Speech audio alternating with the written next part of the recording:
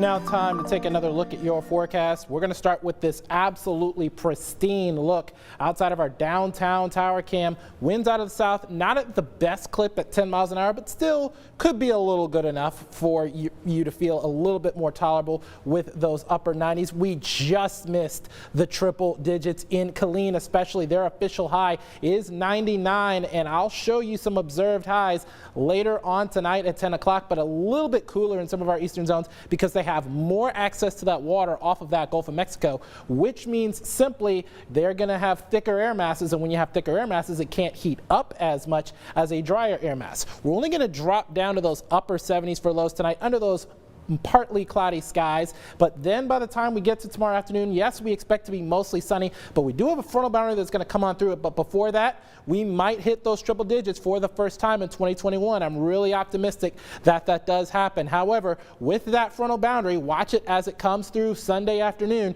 Could see a few of those pop-up spotty afternoon thunderstorms because that high pressure will have moved off towards the Gulf Coast, and once we get that southerly flow colliding with that frontal boundary, it's a weak one, it's of the Arctic variety, but it does provide a good chance for a few of those scattered thunderstorms. And with that, I'm going to give that a 7 on the Jordan meter because those pop-up thunderstorms are possible then. And even as we head through Labor Day morning, we could be seeing highs only get to those mid 90s because those winds are going to be mainly coming out of the north instead of out of the south.